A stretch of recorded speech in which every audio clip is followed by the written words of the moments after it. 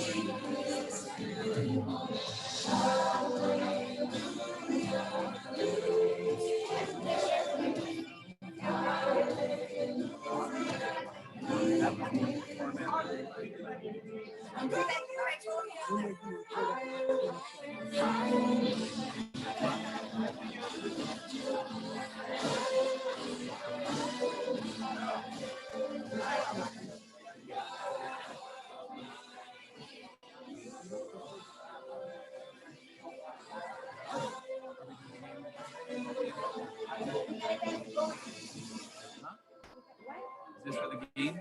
Yeah. Stop!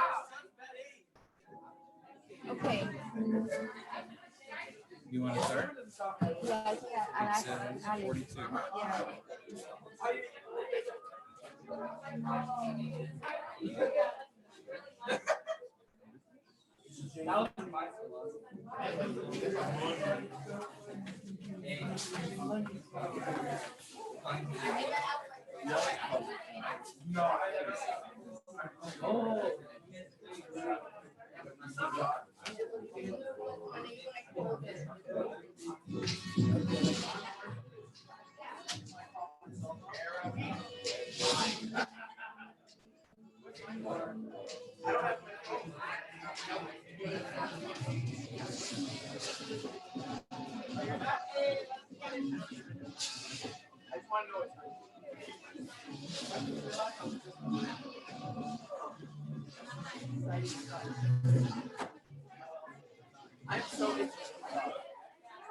You going with the mic?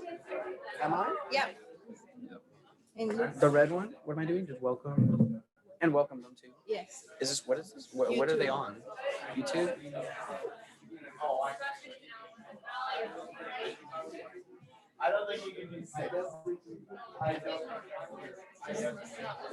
Hello. Hello guys. Welcome to Sabbath School. We're gonna start Sabbath School now. As you guys may have noticed, we have an online audience as well as a live audience. So yeah, I'm here. Welcome you guys to Sabbath School. We're gonna start off with song service. So like, can song service come and yeah, can you guys sing along as well? Thank you.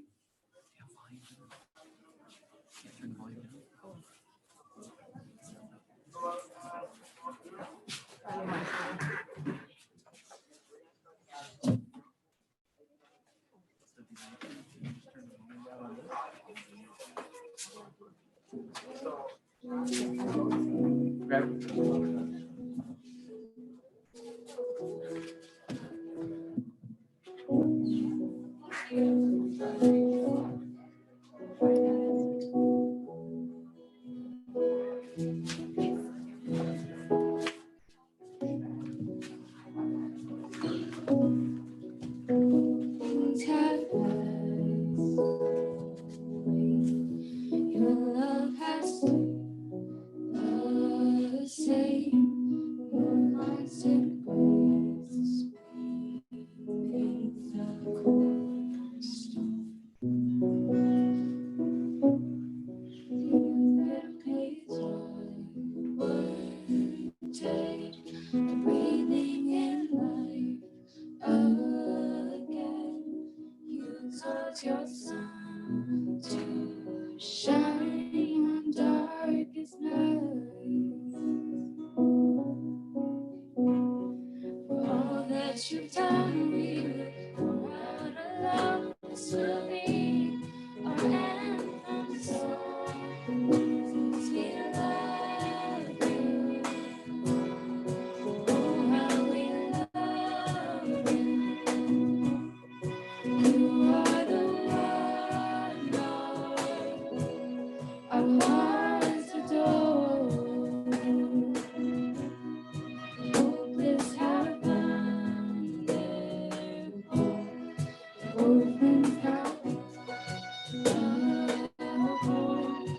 All that was lost has found its place in you. You lift our you make us strong inside. You took these breaths and made us beautiful. For all that you've done, we our love will be our anthem song. Jesus, we love you. Oh, how we love you. You are the one our hearts adore.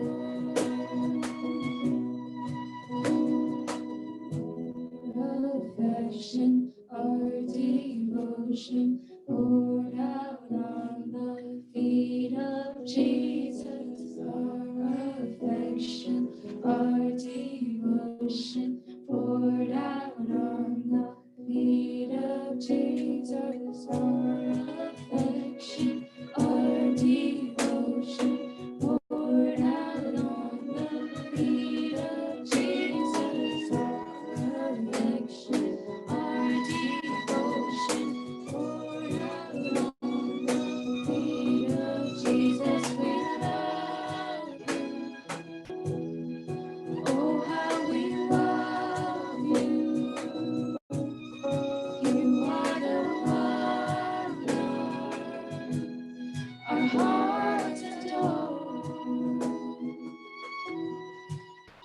Jesus, we love you.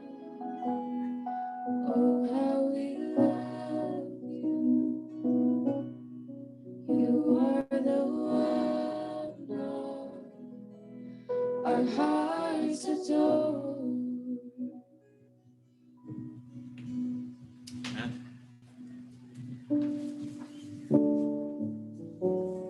The next song that we're going to sing this morning is "Oh Come to the Altar," so please sing with us.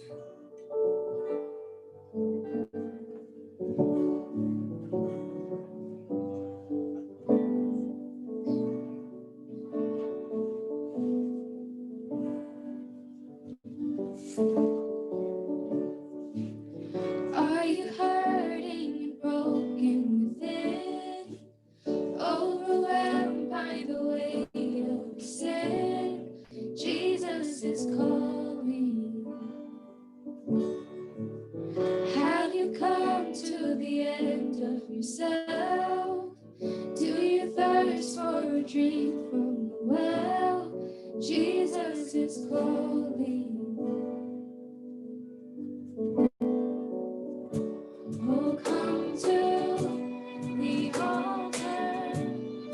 Father's arms are open wide. Forgiveness was bought with the precious blood of Jesus Christ.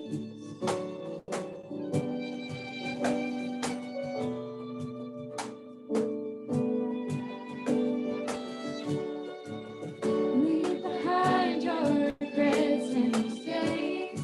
Come today, there's no reason to wait. Jesus is calling. Bring your sorrows and shame and joy. From the ashes, a new life is born.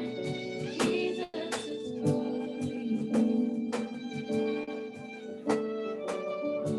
Oh, come to the altar.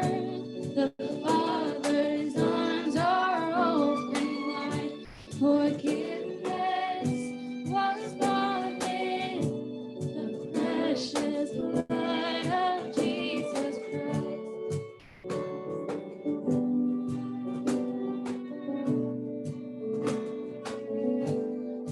Oh, what a Savior!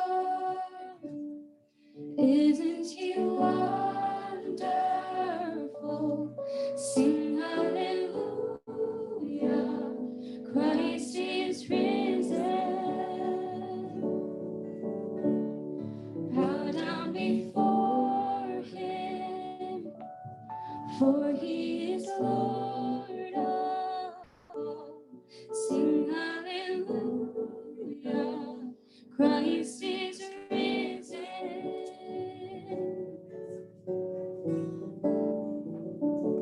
Oh, come to the altar. The Father's arms are open wide. Forgiveness was bought with the precious blood of Jesus Christ. Oh, come to the altar. The Father's arms are open wide. Forgiveness was bought with the precious blood of Jesus Christ.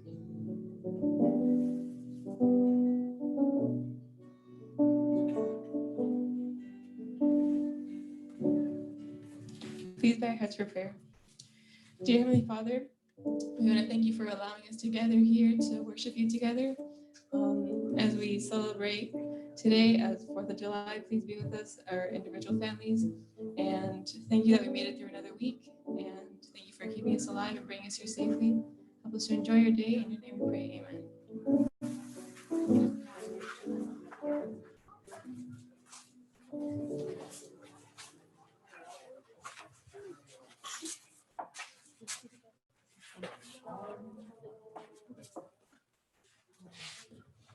All right.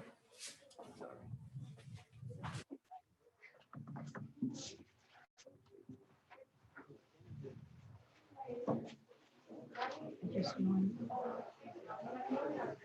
to start. You could put it in play when I tell you, but put it on there. Let's play. Yeah, when I tell you.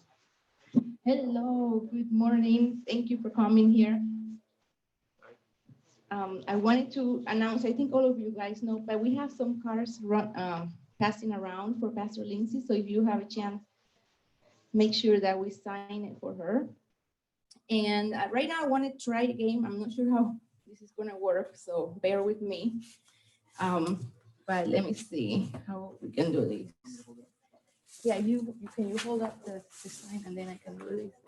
Do you already press the play? Okay. Did you get this?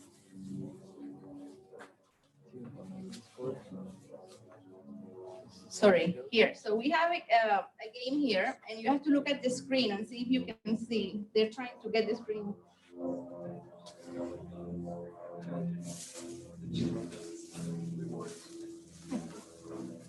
But it's just not showing up for some reason.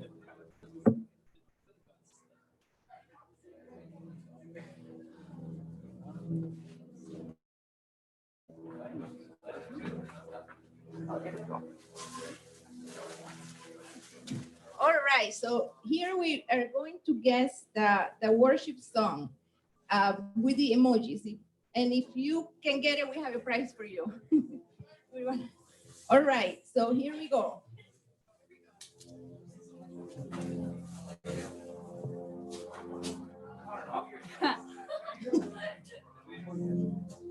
What's the worship song?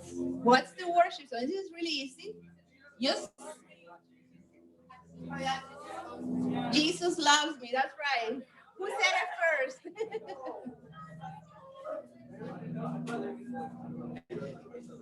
All right. And if you're watching online, you can play along too in the chat. Here's the next one.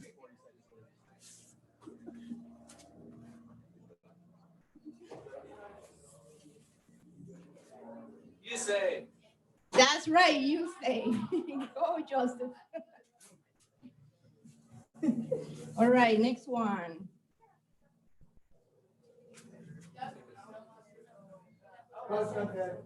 Yes, God's not dead. I don't know who said that. Sammy. He's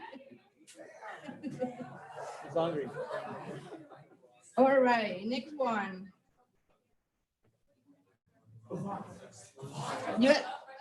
Reckless love, yes. Theo said it.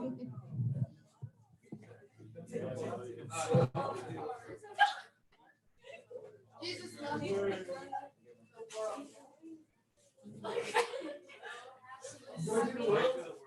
Joy to the world.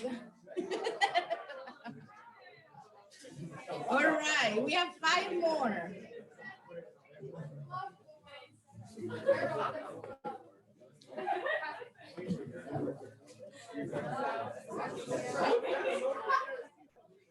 Think about it. Just the third emoji is a name badge. It looks like a fire, I know, but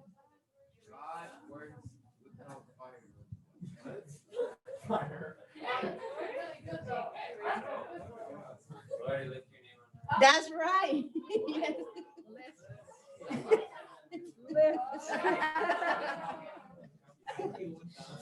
All right, next one.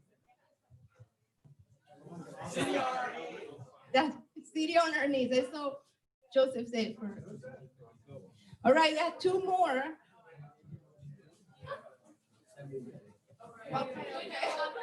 Huh? That's right. Good father. Natalia.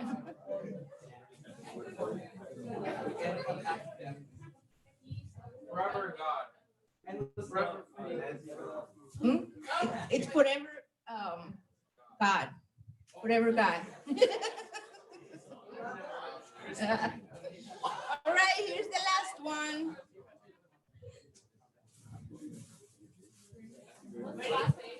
It's a mighty to save. That's right. Sophia said it. It's like a save icon, like That's a floppy disk. floppy disk. All right, guys, thank you so much for playing along. And now we are going to give the time to Joel.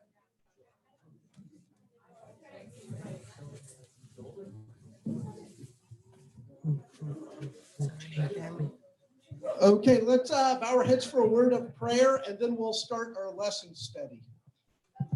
Gracious, loving Heavenly Father, as we spend a few minutes today pondering your word and the lessons that it can teach us, I pray that we would all change to become more like you. Be with us now. Amen. Okay, so this week we're going to talk about dealing with anxiety again. And one of the things that is abundantly clear to me is you guys are a lot more anxious about being in front of each other and talking about significant issues like this. And so we are struggling to find people who are willing to do a panel discussion. So today I'm going to try and motivate you guys in a different way to participate. So what I have is I have some gift cards. I have 4 Amazon gift cards. 3 are for $10 and 1 is for $25. They are wrapped up, so I don't know the value of any of them, but here's the deal. If you come up, if you help me, if you participate, you will be able to randomly choose a gift card under the following conditions. You are not allowed to open it and see the value until you get home. And the reason for this is, since we're talking about anxiety, we get stuck on the here and now rather than focusing on the later.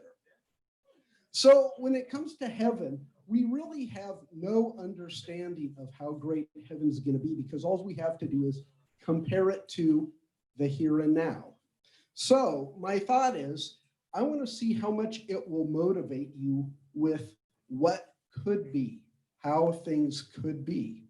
And one of the things that's okay is if there's only one person and they want to participate multiple times, that just increases their chances of what they could get. And participation is going to be very short for what each person will need to do who I call up. Simply, all we're going to do is we're going to talk a little bit about a story that pertains to an issue going on in this world. And then I'll ask you a couple of questions at the end. So our first story that we're going to deal with is talking about social distancing and the story of Jacob wrestling with God. So who would like to come up and help me discuss that? There is a potential for money here. All right, we have Ian. Please clap and cheer for Ian, please.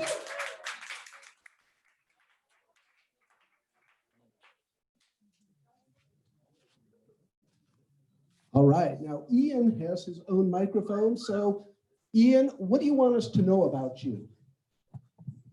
My name's Ian. Okay. We like Ian. Now, Ian, when we talk about the story of Jacob and how he wrestled with God,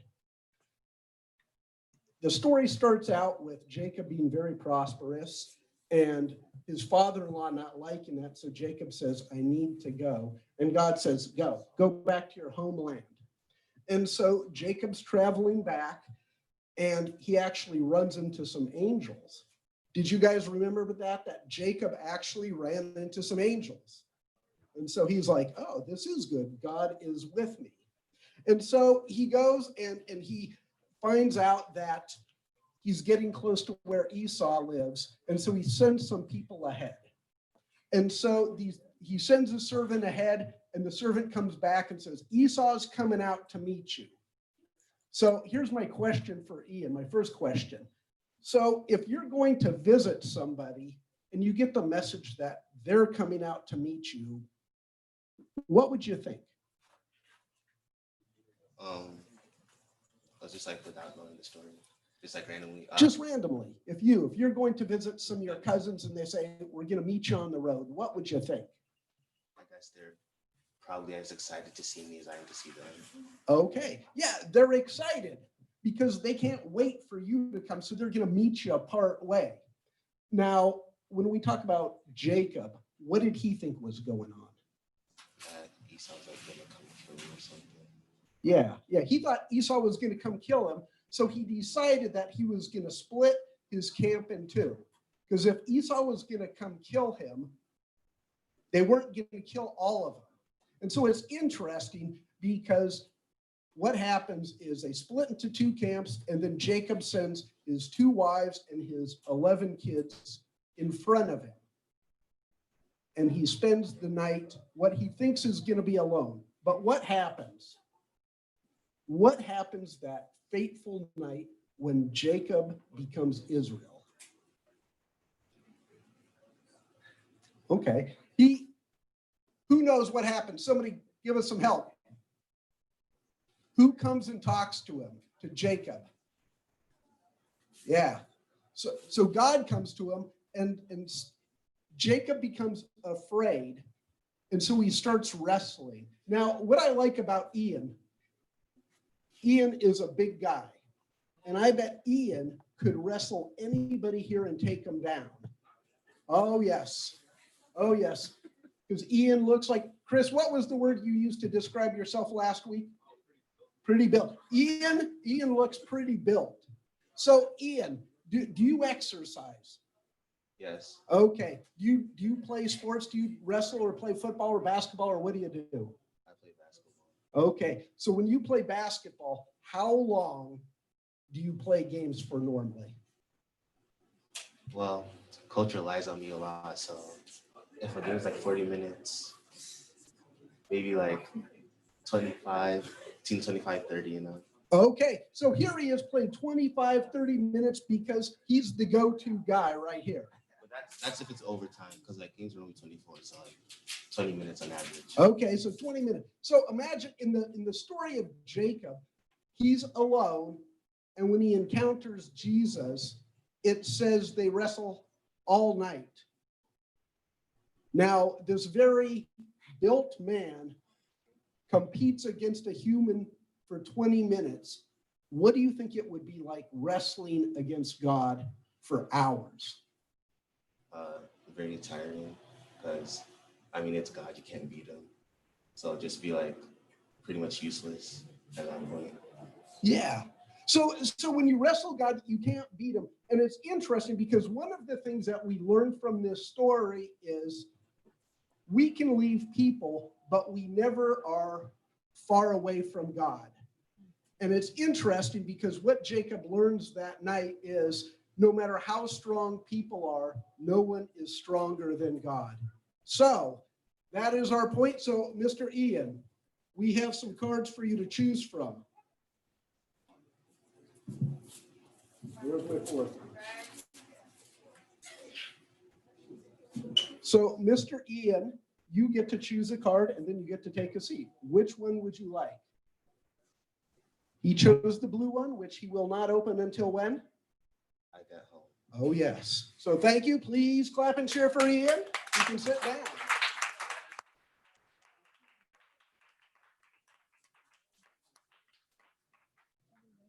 So one of the things that we need to understand is even in this time when we're social distancing, being alone, away from our friends, not close to our family, does not mean that we still can't converse with God, because God is more intelligent and has all of the answers. Sometimes when we go to friends or families, they make mistakes, but not God.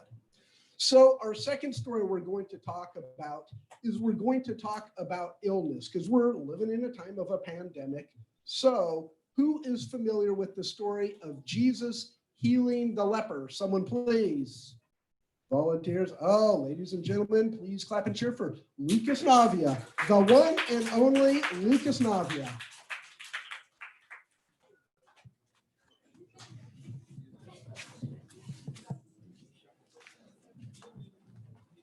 Okay, so Lucas, in this story, this leper goes up to Jesus and he says, if you are willing, you can heal me. And Jesus responds, I am willing.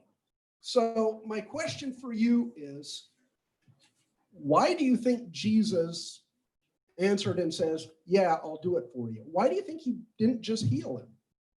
Because I think he wants you to ask. Because if you say, like, if you're just kind of expecting him to do something, but you don't ask, there's no point in him doing it. You have to have faith that if you ask him, he'll do it for you. Okay. So it's interesting. How many of you feel like your parents can read your mind and they know what you want? Like, do your parents know when you're hungry? Do your parents know if you need clothes ironed? Do your parents know when you need picked up from school? Yep. You got some pretty good parents there. How many of you feel like your parents want you to ask them? So they're waiting.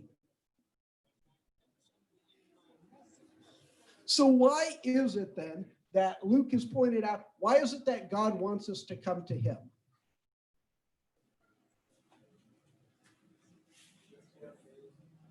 Very good. Yes, it shows that you have faith. And it's interesting because in this story, do you remember after Jesus healed the leper, what did he tell him to do? Go show himself in front of the priest. Yeah, Jesus said, okay, now I want you to go to the priest, you're healed, get the okay from him, but don't tell him what happened.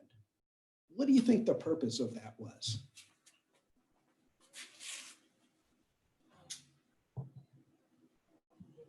Maybe it was so that people wouldn't just come to God just to be healed without like knowing about the spiritual gifts that he can give. You know what? And that's a very good answer. So here's my thinking.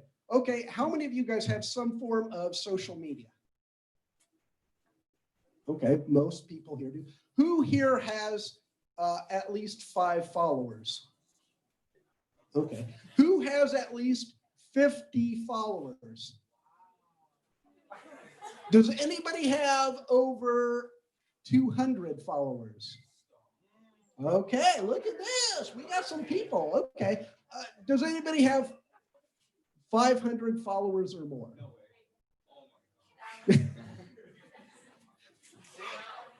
So here's my question for you. How many followers did Jesus have in the beginning? He had 12. Lucas made a very, very good point. Jesus was not wanting people to just come to him so he could do things for them, because healing people physically is not nearly as important as healing people spiritually. And so Jesus knew, okay, it's kind of like if you go somewhere and you find out they're handing out free ice cream, people get lined up, thanks, but they don't really know about the person who gave it to them. They don't really care. Jesus wanted people to know what would really matter. So let's go on to the second story that happened shortly after that, when there was a paralytic and his friends wanted to take him to Jesus so he could be healed, but the crowd was too big. So what did they do, Lucas? They took him up to the roof and made a hole in the roof and lowered him down. Yeah. So have you ever wanted to get into someplace so bad that you just couldn't walk in the door? You had to crawl in the window, you had to climb up a balcony, you had to crawl over a fence? I've had to crawl over a fence, but not like through a window or anything. No. Has anybody ever had to get into a building? He crawled over a fence. Anybody else ever have to crawl in a fence? Yeah. Anybody ever have to crawl through a window? Okay, we got some window crawlers. Any people crawl up on a balcony? Your friends had to hoist you up. You had to get a ladder, anything like that. Yeah. One of the points that's important about this story is the people had such faith, again, that they were willing to do whatever it took, no matter how ridiculous it looked or how small the chances of success were, because if they could get to Jesus, they knew what would happen. And so the point of these two stories are, when we have complete faith in God, everything around us becomes irrelevant because we know the one thing that can change our life. So, Mr. Lucas, 3 out of 4. Do you know what you need to do with your very special gift? Likely buy something. Likely buy something. Let's give him a warm round of applause. All right. Well, Yeah. we have 2 down, 2 to go, but we got one more opportunity to win. So who knows? No one may win the grand prize, and it may be there next time. So our last stories we're going to do is we're going to talk about social injustices. We're going to talk about people being treated differently because of who they were. So, who is familiar with the story of Esther? We have Fiorella excited. Come on up. Please give her some encouragement. Oh, yes. She gets a microphone. Freshly sanitized. So, okay, Fiorella, tell us a little bit. What do you know about Esther before she became queen? She was kind of normal, and her people were not very liked, and especially by. Right. And then so, yeah, she was just kind of living a normal life until she was chosen to go and see if the king thought she was queen. Yeah. So here's this woman. Did you know she was an orphan? Esther started out as an orphan, and she was from a captive people.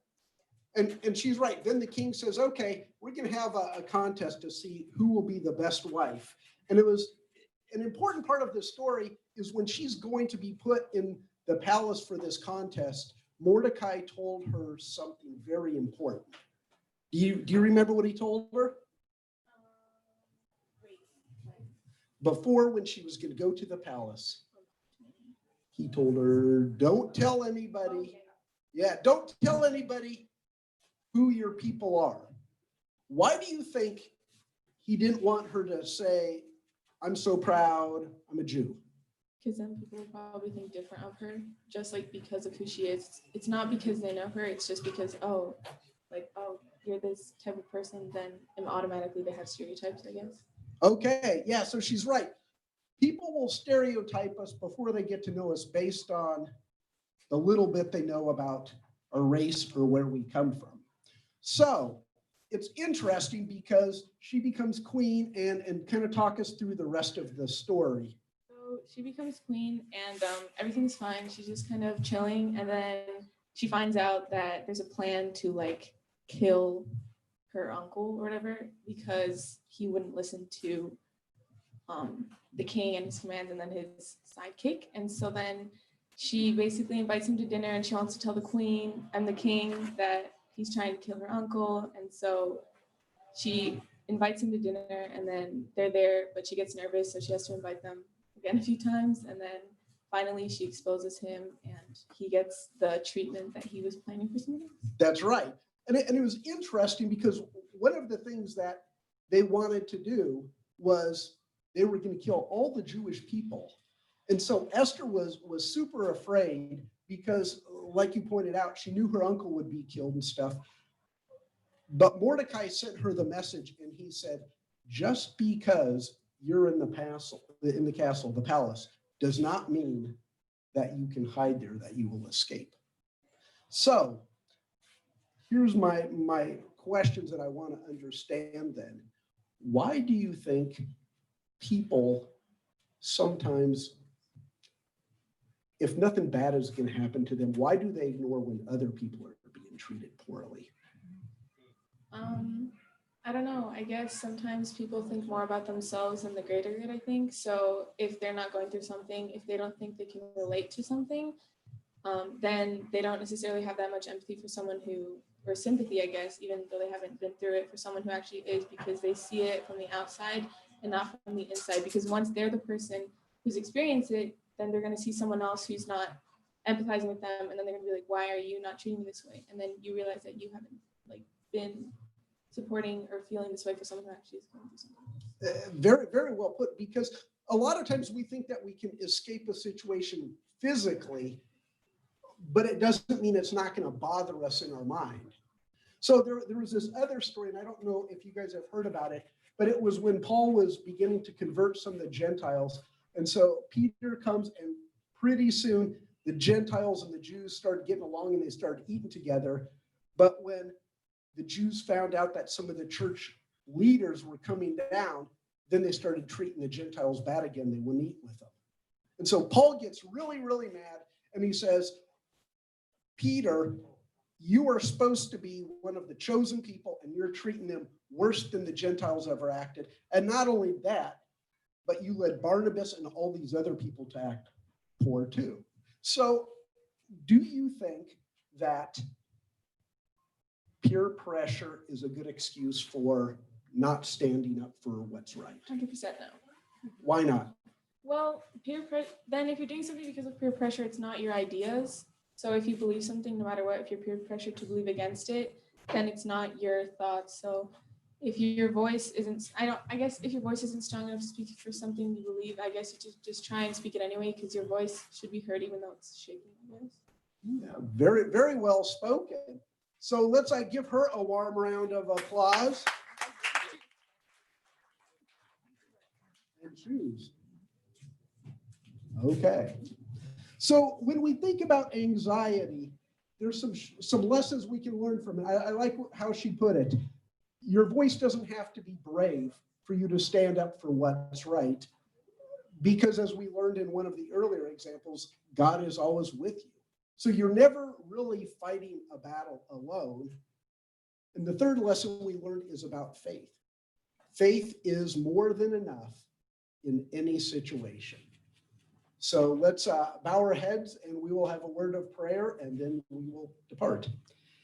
Lord, there are so many lessons that we can learn from the Bible in everyday life. The Bible is not just old stories. It teaches us practical lessons about the most difficult times in your life and how to be victorious during those times. As we would part ways today, I ask that you would bless each one of us and give us the opportunity to draw closer to you, because we know it is through the trials when our faith really grows. We ask this in Christ's name. Amen. Happy Sabbath, and we will see you, and hopefully we'll see you all Tuesday at Sun, Fun, and Faith. We're having lots of fun there.